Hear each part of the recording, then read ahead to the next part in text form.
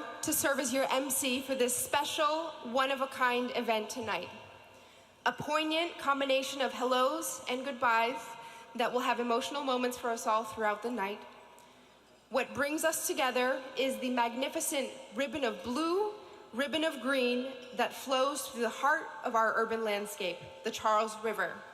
Reclaimed from being a workhorse and dumping ground dominated by industrial use for decades, the Charles River today is alive and glistening with possibilities.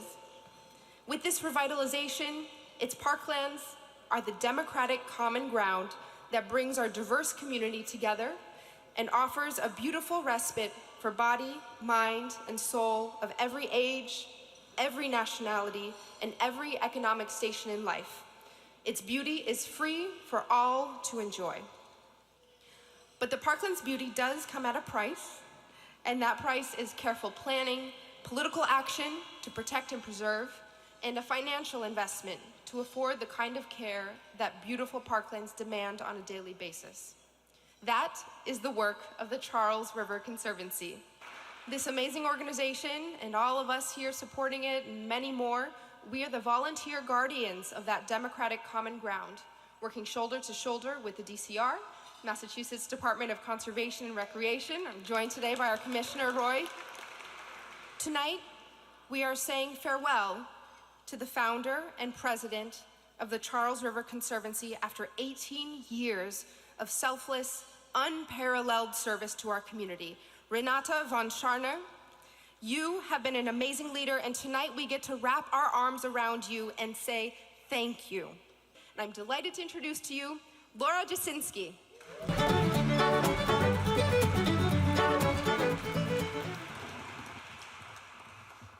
I'm so thrilled to be here tonight. It's really a special night of celebration and thanks. Charles Eliot had the foresight to protect this land for the public nearly 130 years ago, to create a democratic common ground for us all to use and to own. His effort was brilliant, but not final. We need to continue doing the work of protecting, stewarding, and animating the parklands as Renata and the Charles River Conservancy have. This is especially true in a time when our city and region are growing and access to open space is becoming scarcer. We need to encourage people to be active outdoors at a time when obesity is the largest threat to public health. We need to engender interactions across all income levels, races, and backgrounds at a time when our population is becoming both more polarized and isolated. And we need to protect our parklands so that they can protect us from the realities of climate change. Charles Eliot set us up for success, but we need to continue to do more. More trees and shade, more places for gathering, more music and celebrating on the riverbanks, more art to ask questions, start conversations, and reflect everyone that lives here. More hands getting dirty, more learning by discovery or with guidance, and more people in the river. But because we need more from our public parks, we also need to give them more support. And we can do this by supporting partnerships like that of the Charles River Conservancy and the DCR. Together, we can deepen the impact of public space, advocate for new parklands to support our growing region, and ensure that existing open space is not lost. This support will not only ensure the protection of the urban Charles, but also its evolution to serve our future. We are fortunate to be doing this work in good company.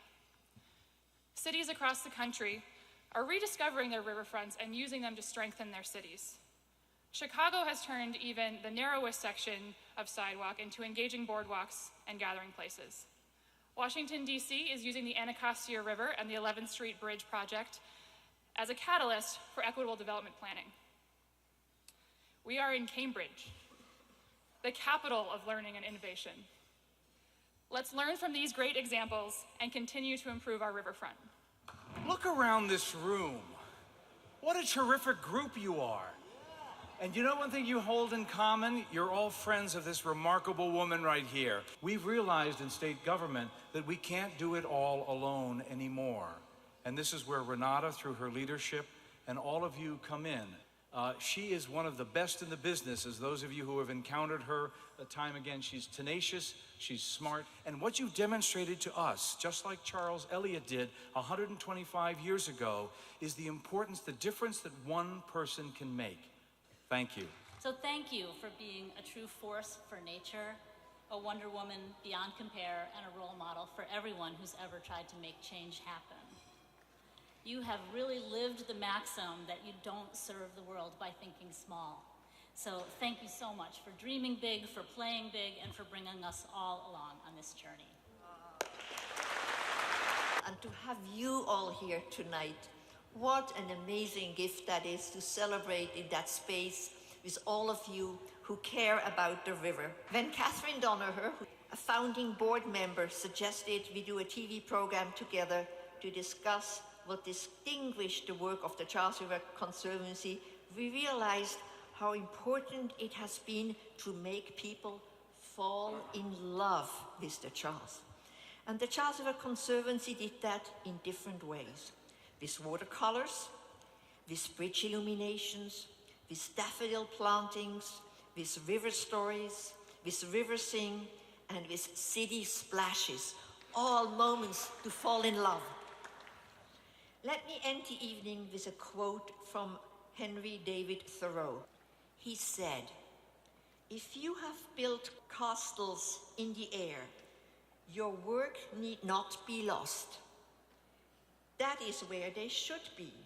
Now put the foundations under them." Well, at times the Conservancy, as an ambitious concept, the skate park, river swimming, felt like castles in the air. But together, we not only built those castles in the air, but then put foundations under them. And your being here tonight and your financial contributions are making that possible. To place the Charles River Conservancy leadership in the capable and caring hands of Laura gives me so much joy. And I know that all of you will continue to care for the well-being of the Charles and the Conservancy. Laura will call on you, and I know you will respond as you demonstrated tonight. And I'm very, very excited to announce the results of tonight. Earlier tonight, your incredible generosity added another $66,820 plus the $50,000 match from the Lynch Foundation.